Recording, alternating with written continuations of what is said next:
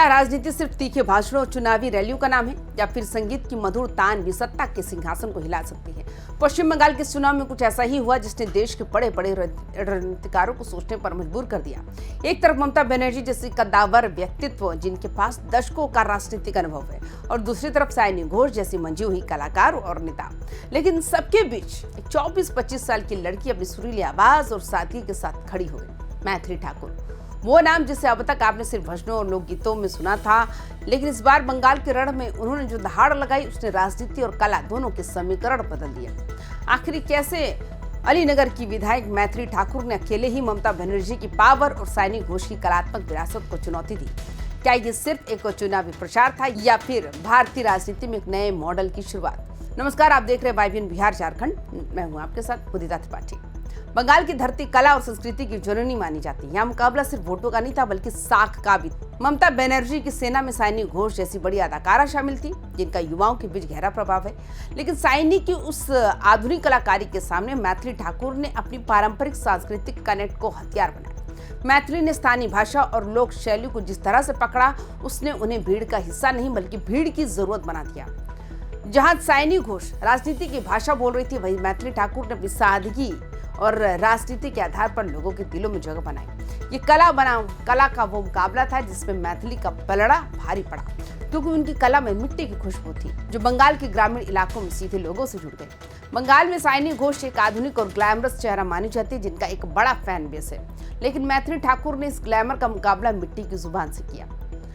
जहां साइनी घोष स्टेज पर एक कद्दावर नेता की तरह भाषण दे रही थी, वहीं मैथिली ठाकुर ने हाथ में वाद्य यंत्र लेकर जब लोग गीत गाए, बंगाली गाना गाए, तो बंगाल के गांवों में ये एक अलग ही लहर दौड़ गई। साइनी घोष की शहरी अपील के सामने मैथिली की पारंपरिक सादगी भारी पड़ गई। मैथिली ने साबित किया कि जब मुकाबला कला और संस्कृति का हो, तो जड़ों से जुड़ाव ही सबसे बड़ा हथियार होता है। ये जीत सिर्फ वोटों की नहीं, बल्कि उस सांस्कृतिक पहचान की भी थी, जिसे मैथिली ने मंच से दहाड़ कर पेश किया। एक तरफ ममता बनर्जी जैसी पावरफुल नेता थी, जिनके एक इशारे पर बंगाल की गलियां गूंजती हैं। उनके सामने मैथिली ठाकुर जैसी न्यू कमर का टिकना नामुमकिन सा लग रहा था। लेकिन यहाँ मैथिली ठाकुर ने एक अनोखा कॉम्बो पेश किया। जहाँ प्यार से पेश आने की बात थी, वहां उन्होंने अपने संगीत से लोगों को मंत्रमुग्ध किया, और जहां राजनीतिक मंच से दहाड़ने की बात आई, तो वहां मैथिली ठाकुर ने अपने तेवरों से सबको चौंका दिया। ये राजनीति प्लस कला का एक ऐसा मिश्रण था जिसने ममता बनर्जी के अनुभवी नेतृत्व को भी रक्षात्मक यानी कि डिफेंसिव होने पर मजबूर कर दिया। बीजेपी के लिए मैथिली सिर्फ एक क्राउड पुलर चेहरा ही नहीं रही, बल्कि वे एक ऐसी रणनीतिक पूंजी बन गई है जिसने हिंदी पट्टी के बाहर भी सॉफ्ट पावर का लोहा मनवाया। ममता बनर्जी के पास दशकों का अनुभव और सत्ता की ताकत थी। उनके सामने किसी का टिकना आसान नहीं था। लेकिन मैथिली ठाकुर ने शक्ति का मुकाबला भक्ति और संस्कृति से किया। मैथिली ठाकुर ने एक भी गलत शब्द कहे बिना सिर्फ और सिर्फ अपनी राजनीति, मुद्दे और सादगी से ममता बनर्जी के गढ़ में ऐसी सेंध मारी की जिसने विपक्ष के पुराने तौर तरीकों को फेल कर दिया। जहां ममता बनर्जी की राजनीति आक्रामक रही, वहीं मैथिली ने सॉफ्ट पावर का इस्तेमाल कर महिलाओं और बुजुर्गों को सीधे जोड़ लिया। यह पहली बार था जब बंगाल के चुनावी मैदान में किसी ने कलात्मक तरीके से ममता बनर्जी के राजनीतिक दबदबे को चुनौती दी और उन्हें रक्षात्मक यानी डिफेंसिव होने पर मजबूर कर दिया। मैथिली के इस प्रयोग ने जहां बंगाल और आसाम में सांस्कृतिक जुड़ाव के कारण बड़ी सफलता हासिल भी की, वहीं तमिलनाडु और केरल जैसे राज्यों में इसकी सीमाएं भी सामने आई।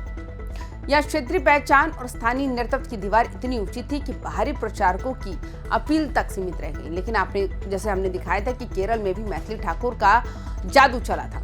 तो ये भारतीय राजनीति की उस विविधता को दर्शाता है जहाँ एक ही फॉर्मूला हर जगह फिट नहीं बैठता। लेकिन पुडुचेरी और आसाम में मैथिली के दबदबे ने जो माहौल बनाया, उसने साबित कर दिया कि सॉफ्ट पावर का भविष्य का सबसे बड़ा चुनावी हथियार है। मैथिली ठाकुर की सबसे बड़ी ताकत उनकी छवि है।